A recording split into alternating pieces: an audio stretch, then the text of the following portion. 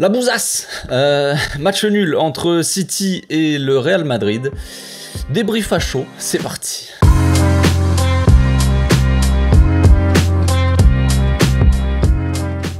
Au passage, n'hésitez pas à vous abonner, liker et commenter, c'est le meilleur moyen de me soutenir et ça fera plaisir à tonton. Résultat nul et logique, 1-1 entre le Real Madrid et City. Un match moyennement emballant, je vous avoue. Moi qui suis supporter extérieur à tout ça, je ne supporte pas spécialement une équipe. J'étais quand même pour City, on va pas se mentir, hein, les gars, pour ceux qui débarquent. On va pas faire le gars qui s'en fout complètement. J'aurais aimé que le Real se fasse déchirer à domicile, évidemment, ça c'est une logique. Mais non, le Real Madrid, comme souvent en Ligue des Champions, bah vous le savez, c'est la compétition un peu officielle du Real Madrid. Donc comme souvent, en fait, ils ont fait un peu déjouer les pronostics. On s'attendait à ce que le Real, ils subisse autant. Moi, je m'attendais à ça. Je m'attendais à un City vraiment qui étouffe totalement le Real Madrid. C'est ce qu'on a vu dans les 15 premières minutes, un truc comme ça. Mais après, on était dans une caricature, dans un sketch. Donc le Real Madrid qui, bah, clairement a posé le bus, hein, de toute façon. Que veux-tu faire contre City?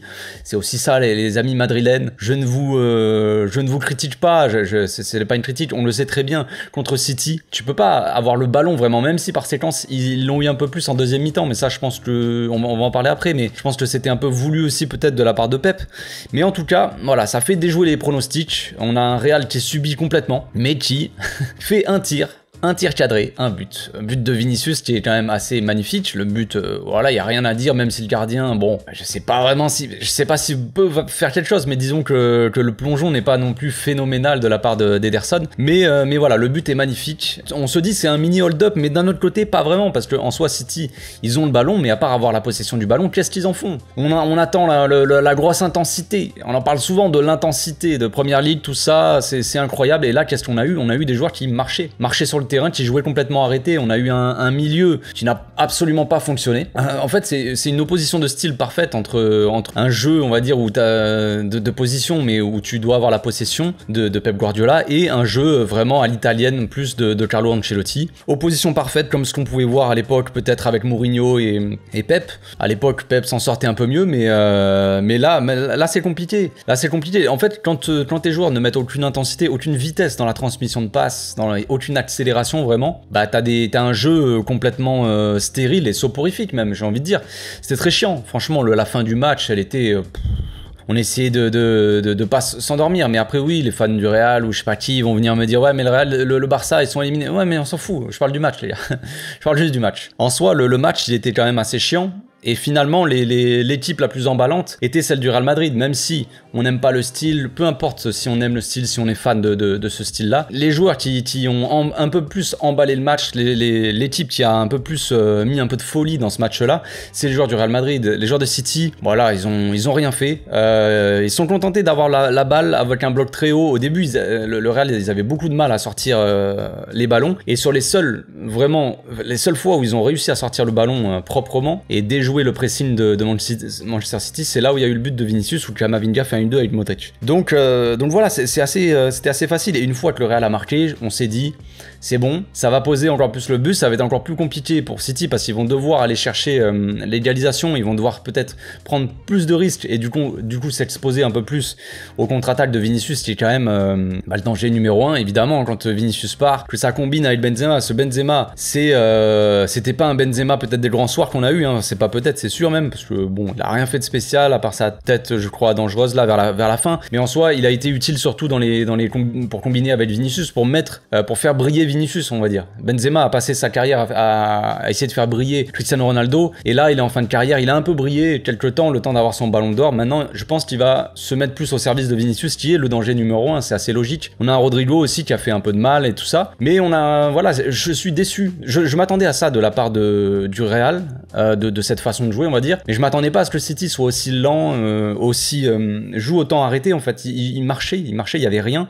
Et puis, comme je l'ai dit tout à l'heure, t'as aucune différence, aucune accélération, aucun changement de rythme vraiment dans cette équipe. C'est ça le problème aussi. Si tu joues arrêté, si t'as personne pour casser un peu le rythme et pour accélérer d'un coup, prendre de vitesse tout le monde, ou dans les petits espaces essayer de combiner, t'as rien de tout ça en fait. Donc forcément, t'es face à une équipe très regroupée devant ta surface, t'as pas forcément de solution. C'est assez logique. Pour moi, c'est assez logique. Bernardo Bernardo Silva qui joue en ailier et qui se fait plus ou moins quand même pocket par Camavinga, on peut dire quand même plus que moins. Il se fait pocket par Camavinga qui n'est même pas un latéral. Donc après, est-ce que Bernardo Silva c'est un profil idéal en tant qu'ailier? Finalement peut-être pas, on peut se poser la question. Bah là je pense qu'on a quand même la réponse. Évidemment c'est pas un ailier de percussion, mais le problème c'est, on a bien vu les seules fois où vraiment Bernardo Silva a pris un peu le dessus sur son côté, c'est quand Walker montait et que Camavinga, bah il était obligé de prendre soit Walker soit parce que Vinicius il défend pas trop, on le sait hein. T'avais vraiment en début de match un bloc coupé en deux entre le Real Madrid vraiment qui jouait dans sa moitié de terrain, et on avait devant Benzema et Vinicius qui restaient très haut comme ça pour jouer le contre-attaque. Ça c'était évident, j'en avais parlé dans l'avant-match, j'avais fait un petit avant-match en live. Donc ça c'est pas une surprise. Donc Vinicius qui n'aide pas trop à la défense, et quand Walker est monté de temps en temps, on avait un Bernardo Silva qui avait un peu plus d'espace, donc un Bernardo Silva un peu plus dangereux. Mais ça c'était très léger, c'était en première mi-temps. Deuxième mi-temps, il n'y a rien eu de tout ça. Le Real Madrid a eu un peu plus le ballon en deuxième mi-temps. Je me suis dit moi, peut-être que Pep c'est ce qu'il veut aussi, parce que logiquement, si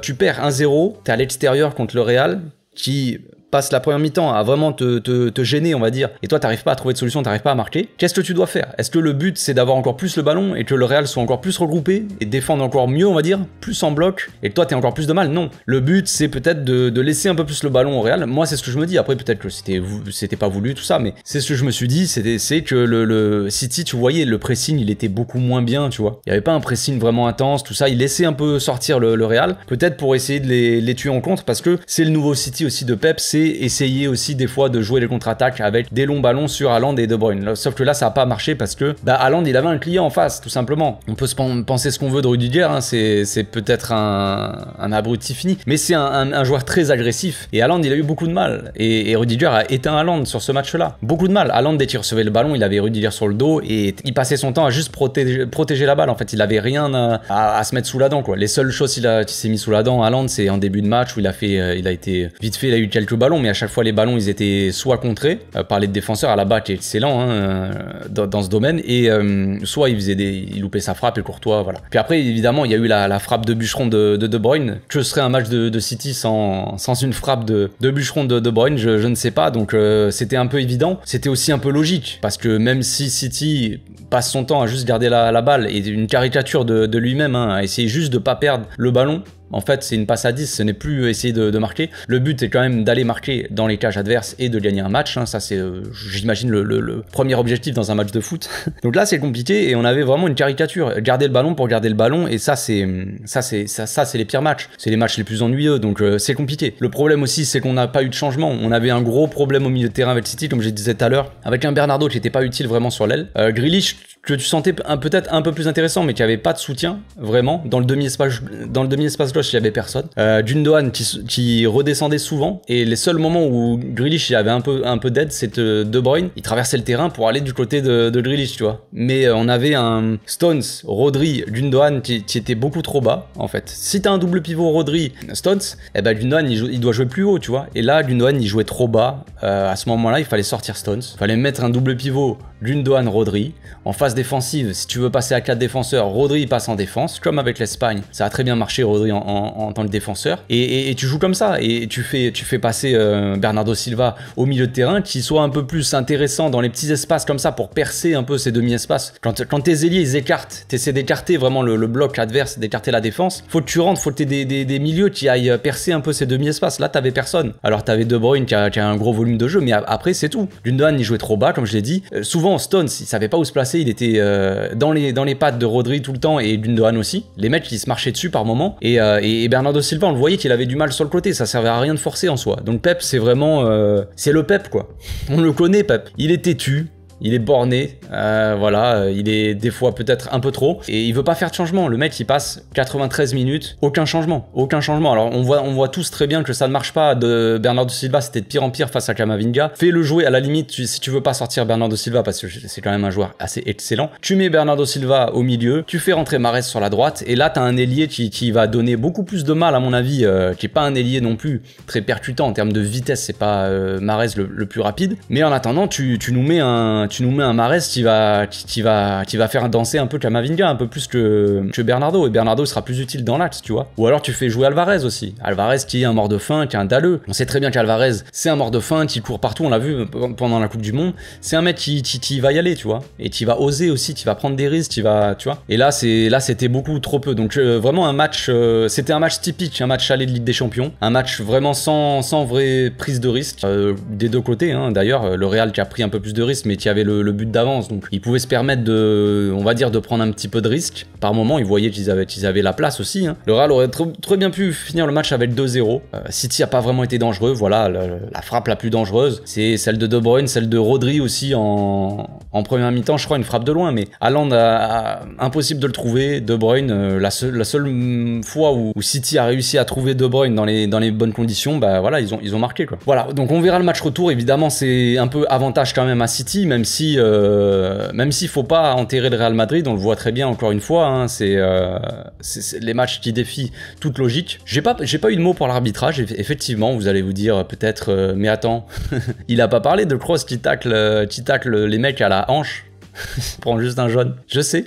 Il n'a pas parlé de Carvajal qui a passé la première mi-temps à faire du catch avec Grealish et qui a même pas eu jaune, il n'y avait même pas de faute de Carvajal. Alors évidemment, on pourrait parler aussi, je sais, les supporters du Real qui vont me parler de Bernardo Silva et sa semelle sur Camavinga qui aurait valu aussi un carton jaune, évidemment. Mais voilà, l'arbitrage était assez spécial, on va dire, c'était un arbitrage maison, mais ça aussi, c'était pas vraiment une surprise. Donc on se retrouve bientôt pour une prochaine vidéo. Je sais pas si je ferai un débrief Milan-Inter, les gars. Je m'attendais à un gros match ce soir, donc peut-être que demain, je m'attends à un match dégueulasse, match italien. Mais ça se trouve, on aura quand même un excellent match de football et ça se trouve, ça va faire 3-3 ou un truc comme ça, 4-3. Un gros score, ça serait incroyable. Donc on se retrouve bientôt. D'ici là, portez-vous bien, passez une excellente soirée.